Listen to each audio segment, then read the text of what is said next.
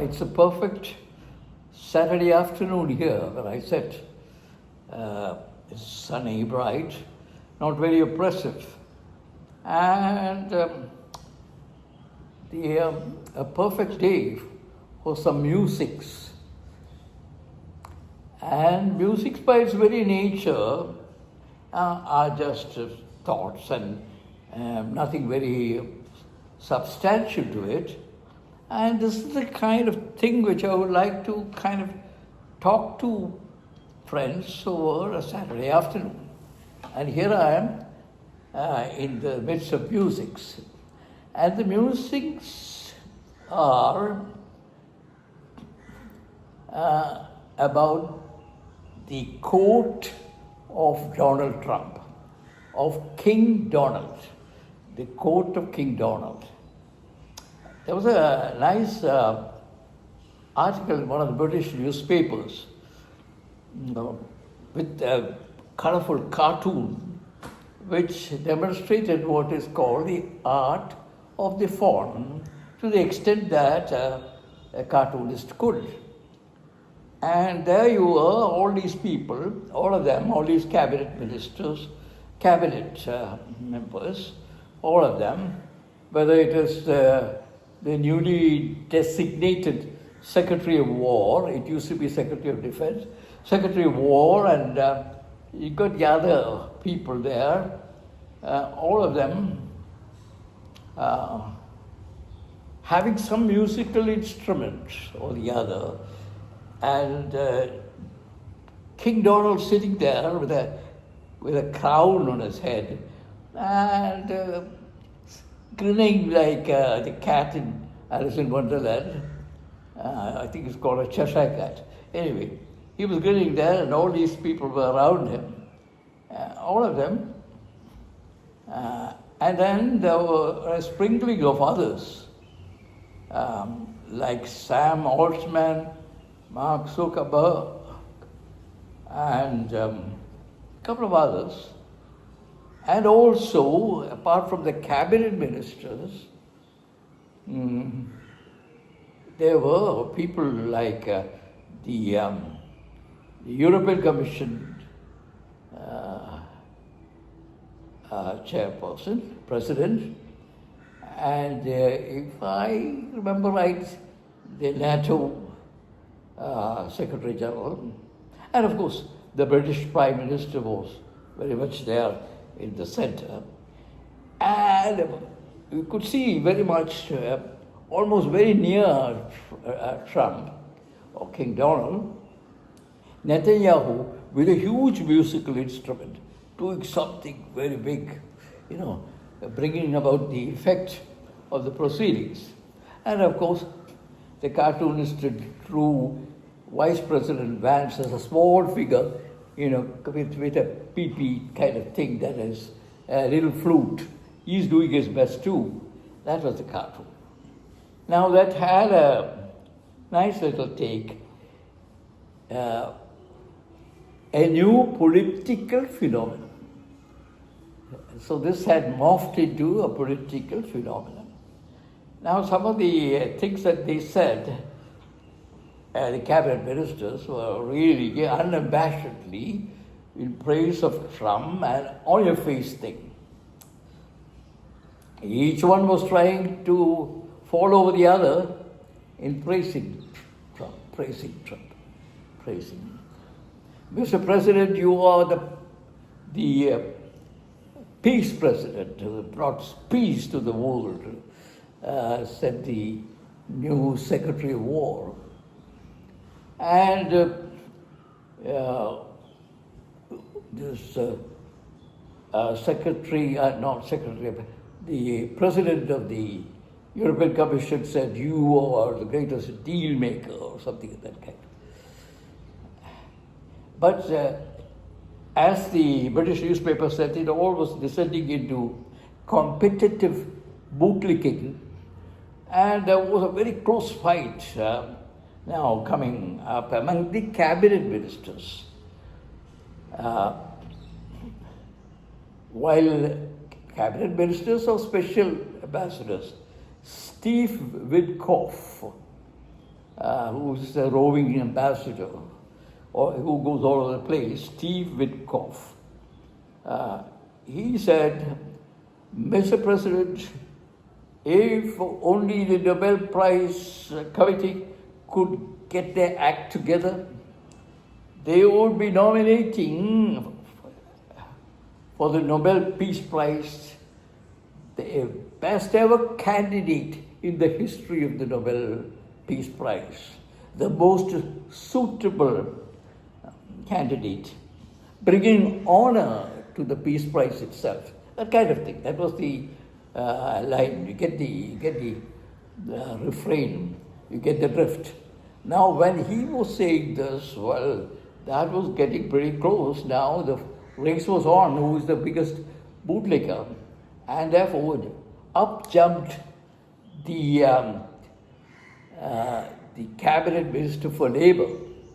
Her name, Laurie Chavez de Rima. So she said something like this: Mr. President, I invite you to see your beautiful face on a banner, 3-story banner. Indeed, it covered the whole building on a 3-story banner, which we have put up because of your great leadership, things like that. That really finalized the winner.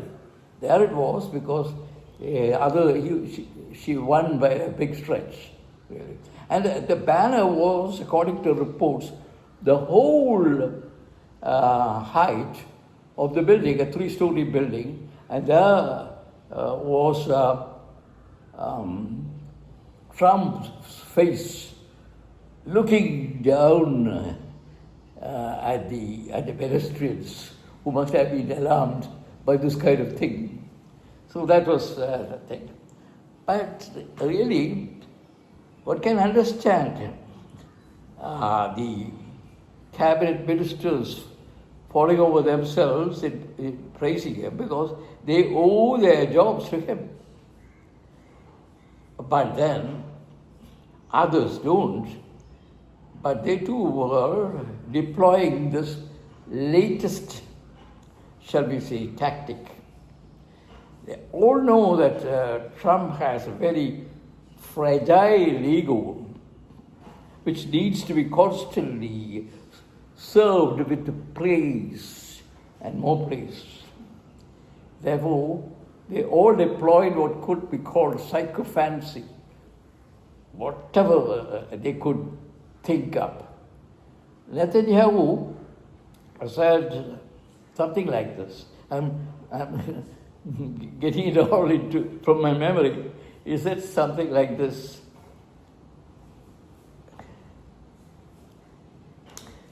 the people of Israel thank you. The government of Israel thank you. And then a clinching line: the forces of civilization thank you. Now, whoever authorized Netanyahu to speak on behalf of civilization, we don't know, because first of all, that seems to be an unlikely candidate.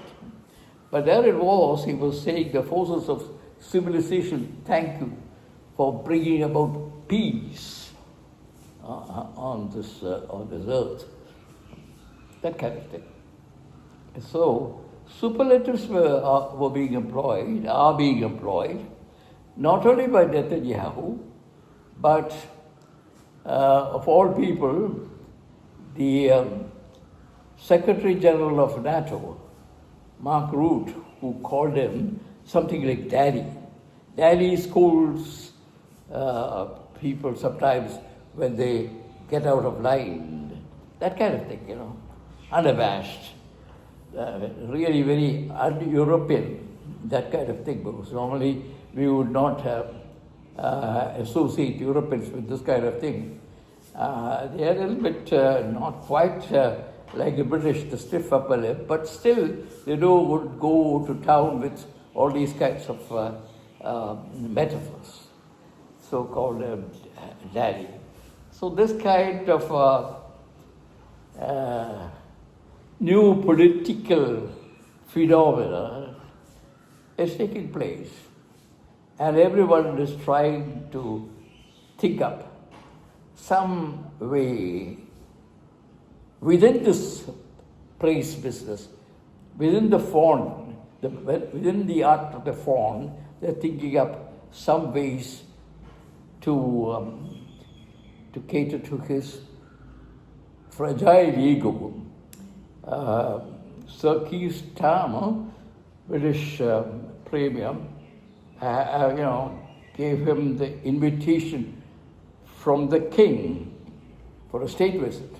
That pleased him enormously. That has just taken place now, just 2 days ago or a day ago, because nothing pleases Donald Trump than being with the monarchs, because he himself considers himself a monarch too. So being in those castles and Windsor Castle and whatever castles they have, with all those imposing lances and things like that, would have really tickled his ego quite a bit. So that is how it is worked out. It hasn't worked out too well for the others because they're still learning the arts of the fawn, or as a British newspaper said, the art of bootlicking. Not the art of bootlicking, I'm sorry. They said the competitive bootlicking. So others have not yet really caught on, and it may not be easy because these things may not come easy to them. The Koreans did what they could, the South Koreans. They promised huge investments in factories in the United States. I mean, adding up to the effort of MAGA, Make America Great Again. These had really put up factories. There you are. They started putting up factories and hastening the process of production. And only recently, just about 2 weeks ago or 3 weeks ago, they were all hunted down by ICE, immigration control, who shackled them, put them in jail as common criminals. Now, once they got out, the Koreans said, nothing doing, we are going back home. We never will return because this is treating us like criminals. When we come here to put up a factory and to give our expertise here, there's no way. Therefore, they packed off 400 of them, except one person probably who stayed back to try his luck. So things are not all that easy in this business of dealing with the fragile ego of Trump. Do we get any inspiration from history? Not really, because those are different days. Because the closest resemblance to Trump would be Henry VIII. He too was impulsive, absolutely narcissistic, cruel, tyrant, tyrannical. And what he was doing was something like this, that anyone whom he didn't like, for whatever reason, today's friend will become tomorrow's foe. Today's wife would be sent off to the tower and then later to be beheaded. And Boleyn, for whom he just walked out of the Catholic Church and told the Pope where he got off. And Boleyn, after some time, had to face execution, beheading, on some charge. Treason is the usual thing that is brought against them. So that kind of thing, we don't get any inspiration because nobody really found the key to this whole thing. So none of the tyrants, none of these obnoxious characters of history would give us a clue to this modern Henry VIII. Those have to figure out something. But I think it might be beneficial to look around. When in doubt, look about, or is the kind of dictum. And I think perhaps everyone is doing the same thing because they've got to deal with Trump, and each one is seeing how best to come up with new ways of